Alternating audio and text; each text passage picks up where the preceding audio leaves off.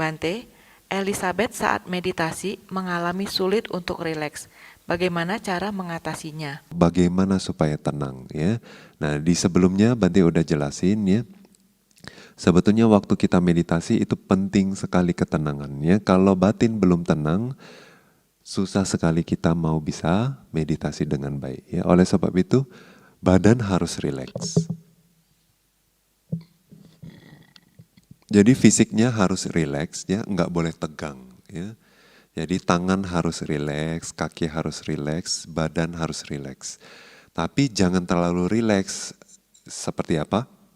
Jangan nyender, jangan nyender di kursi, atau jangan berbaring. Ya.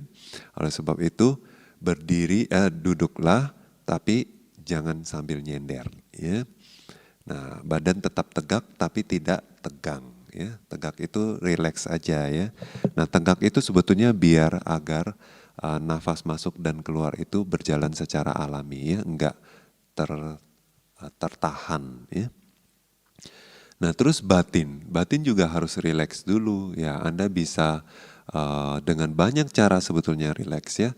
Anda bisa perhatiin bagian tubuh satu bagian demi satu bagian, misalnya kepala, Anda rasain aja kepala, oh ada rasa nggak ada rasa, Anda turun ke bawah. Nah mereka bilang, ada yang bilang ini namanya teknik scanning ya. Apapun lah itu intinya kita mau relaxin, kita mau membuat otot-otot kita itu rileks ya. Jadi di kepala coba kita perhatiin ada nggak ketegangan.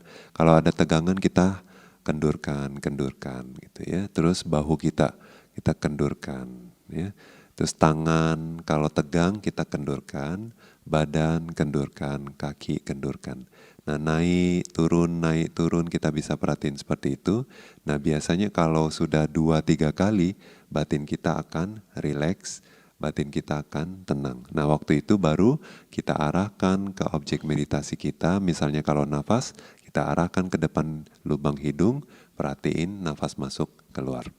Nah atau ya ada juga guru yang mengajari dengan apa? Metta bhavana. Ya. Karena metta bhavana itu bikin batin kita damai dan happy, bahagia. Ya. Karena waktu kita membayangkan wajah orang lain itu bahagia, kita biasanya ikut bahagia ya. Nah jadi waktu pikiran kita sudah bahagia, sudah tenang, baru kita balik lagi ke objek meditasi kita. Nah intinya adalah menenangkan batin kita. Kita bisa dengan apa aja menenangkan batin kita ya. Kita bisa merenungkan kualitas Buddha, kita bisa baca parita dulu ya pendek ya. Nah terus kalau kita bisa tenang dengan mengembangkan metta ya boleh. Atau kita boleh scanning juga, kalau itu bikin kita tenang kita bisa scanning ya. Intinya adalah bagaimana biar batin kita tenang. Ya, baru kalau setelah batin kita tenang, kita fokus ke objek meditasi. Nah, itu. Nah, juga batin dan fisik itu tenang ya kalau kondisi di sekitar kita itu cukup kondusif. Ya, misalnya kalau di sela-sela pekerjaan maka susah untuk meditasi dengan tenang ya. Oleh sebab itu carilah waktu senggang ya, cari waktu yang memang bebas ya, free. Nah, itu yang tidak diganggu ya. Nah, Anda bisa kasih tahu, oh jangan ganggu, atau di depan pintu aja Anda tempel gitu ya. Lagi meditasi, jangan diganggu gitu ya, bisa seperti itu ya. Nah jadi jadi waktu atau kondisi tempatnya itu jadi kondusif untuk mengembangkan batin dan fisik yang tenang. Gitu ya. Nah kalau Anda sudah terlalu lelah gitu ya, misalnya malam udah terlalu capek ya, terlalu malam, itu juga Anda nggak bisa meditasi ya. Anda meditasi bisa ya, tapi ngantuk ya, nggak ada kualitas meditasinya.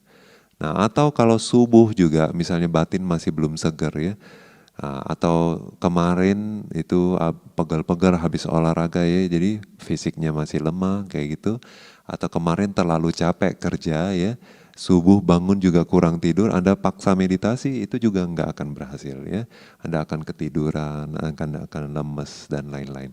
Oleh sebab itu carilah waktu yang tepat ya, di mana fisik dan batin itu bisa kondusif untuk meditasi dengan tenang. Ya, itu. Sadu, sadu, sadu.